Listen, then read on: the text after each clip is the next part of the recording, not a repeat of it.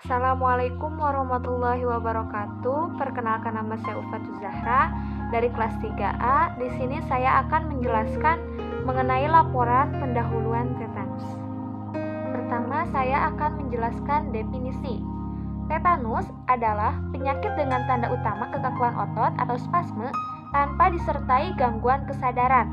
Gejala ini bukan disebabkan kuman secara langsung, tetapi sebagai dampak eksotoksin yang dihasilkan oleh kuman pada sinaps ganglion, sambungan sumsum tulang belakang, sambungan neuromuskular, dan saraf otonom.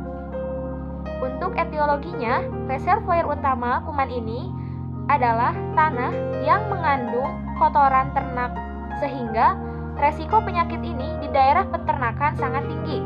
Spora kuman Clostridium tetani yang tahan kering dapat bertebaran di mana-mana.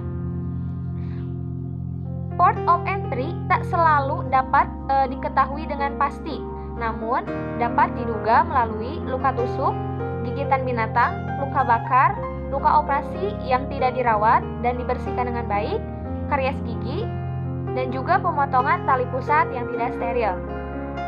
Clostridium tetani termasuk dalam bakteri gram positif anaerob oblige, dapat membentuk spora dan berbentuk drumstick.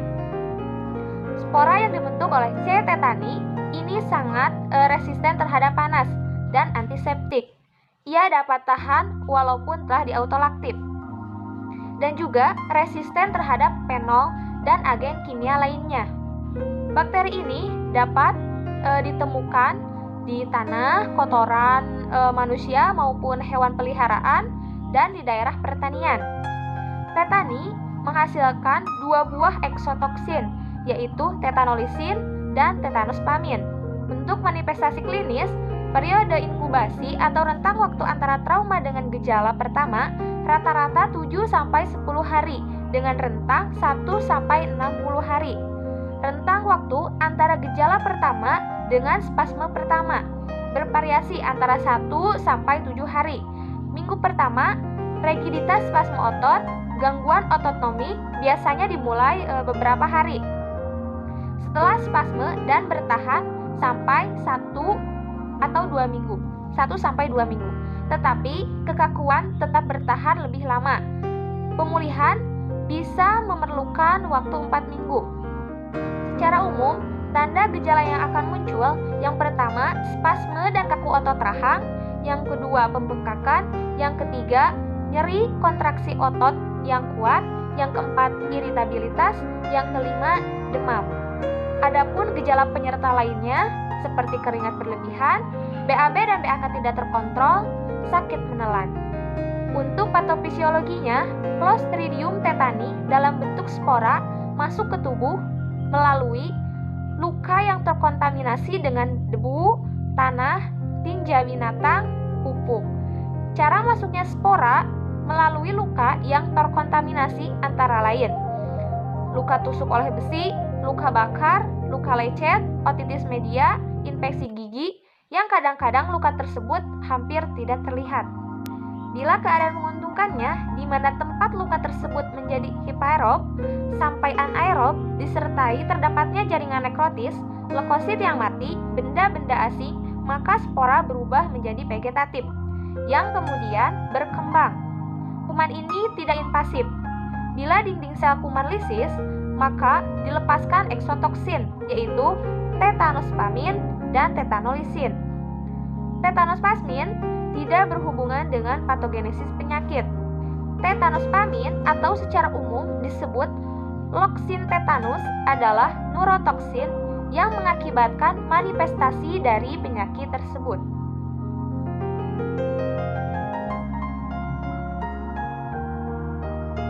Untuk pemeriksaan diagnostik, yang pertama EKG, yang kedua Scurey untuk mengidentifikasi adanya proses desak ruang dan adanya lesi. EKG interval CT memanjang karena segmen ST bentuk takikardi dan ventrikuler. Untuk EEG, teknik untuk menekan aktivitas listrik atau melalui tengkorak yang utuh untuk mengetahui fokus aktivitas kejang, hasil biasanya normal. Pada tetanus, kadar serum 5-6 mg atau 1,2-1,5 mmol atau lebih rendah kadar fosfat dalam serum meningkat. Untuk penata laksanaannya, yang pertama, netralisasi toksin dengan tetanus antitoksin atau TAT.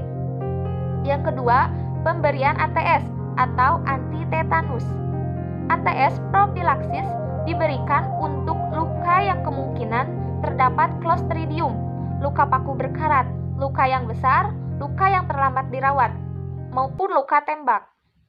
3 cara pemberiannya. Yang pertama, disuntik di sekitar luka 10.000 atau 1 ampul, 4 200.000 atau 10 ampul lengan kanan dan 10 lengan kiri. IM di region gluteal 10.000 atau 1 ampul. Yang ketiga yaitu perawatan luka. Bersihkan apabila di debridement, buang benda asing dalam luka, serta kompres dengan H2O2. Dalam hal ini, penata laksanaan terhadap luka tersebut dilakukan sampai 1-2 jam setelah ATS dan pemberian antibiotika. Yang kedua penisilin, yang ketiga alternatif. Untuk alternatif ada tetrasilin, metronidazol yang merupakan agen antimikrobal. Yang ketiga kuman penyebab tetanus terus memproduksi eksotoksin yang hanya dapat dihentikan dengan membasmi kuman tersebut. Selanjutnya, berantas kejang. Untuk berantas kejang, yang pertama hindari rangsang, kamar terang atau silau, suasana tenang. Yang kedua, preparat anti kejang. Yang ketiga, barbiturat dan penotiazim. Selanjutnya, chlorpromazim efektif terhadap kejang pada tetanus. Diazepam. Yang kelima yaitu terapi suportif. Yang pertama, hindari rangsang suara, cahaya, manipulasi yang merangsang. Yang kedua, perawatan umum oksigen. Yang ketiga, bebas jalan napas dari lendir, bila perlu tracheostomi. Yang keempat, kebersihan mulut, kulit, hindari obstipasi, retensi urin. Mungkin sekian atas materi yang saya sampaikan. Mohon maaf apabila banyak kesalahan. Wassalamualaikum warahmatullahi wabarakatuh.